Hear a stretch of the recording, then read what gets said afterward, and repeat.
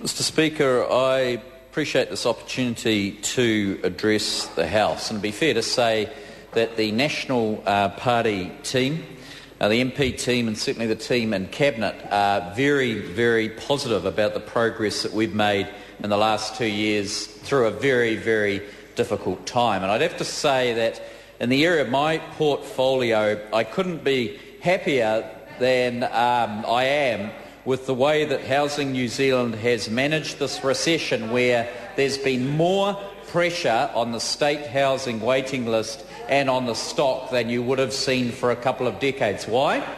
Because during the worldwide recession, many families have come under pressure because of the loss of jobs, or if not the loss of jobs, then the number of hours, because of the difficulties in a worldwide recession where families are having to close their chequebooks and their ability to spend on simple items such as rent or mortgages or that type of thing has become quite difficult. And during that time, Housing New Zealand has managed to maintain the waiting list at levels which have been typical of the last decade. You haven't seen the waiting list shoot up by 3,000 or anything like that. It has tended to oscillate around the 10,000 mark. And I'd have to commend them because they've done this through a variety of means. One, of course, is the Options and Advice Service, which the national government introduced. And what happens there now is that instead of someone rocking up to Housing New Zealand and saying, I need a state home, and Housing New Zealand writing down their name and putting them on the waiting list, Housing New Zealand now takes them through some options.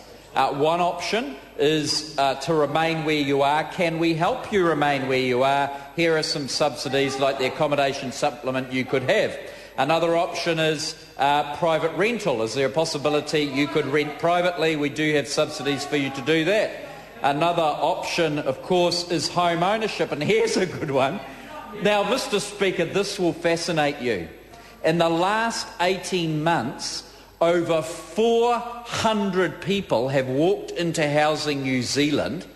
Under the previous government, they would have been put on the waiting list.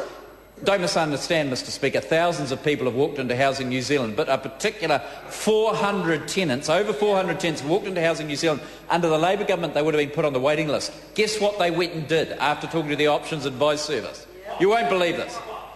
They went and bought a home. The previous government would have put them on the waiting list. They got some advice, turned round on their heels and went out, and it's their intention to buy a home. The Labour Party would have put them on the waiting list. Unbelievable. And you know, all that Housing New Zealand did was say to them, are you sure you go on the waiting list? And they say, why? Is there other options? And they go, yeah, like stay where you are and we can help you. Rent privately. Rent with another community housing advisor. I know you're not able to do this, but you could even buy a home. And they go, oh, we could buy a home. And we're like, well, why don't you? We can even help you with this. But the Labour government, that's what the Labour government will do. Go on the waiting list. We'd love you to become a welfare beneficiary, because then you can become dependent on the great Labour Party and vote for us the rest of your life. Well, there's a crack up, Mr Speaker. 400 people turning on their heel and deciding rather than going to State House, they might like to go and buy a home.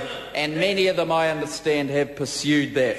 And Mr Speaker, this is the very reason why we believe that it's worthwhile looking at the 70,000 houses, almost 70,000 houses we now have under Housing New Zealand management, and ask the question, are we housing the people who are most in need? Because the answer is no, Mr Speaker.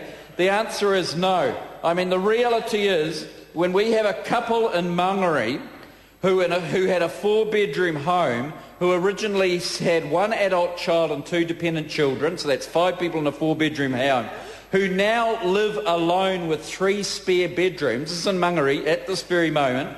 These tenants could be matched to a 1 or 2 bedroom home, and we've got another single mother with 3 children boarding with relatives who are in a garage in Mangere, and they should be in that home, which is 3 spare bedrooms. And Mr Speaker, that's why we're not ashamed to make this conversation a public conversation, have a debate and work out what the best thing to do is for those people in need.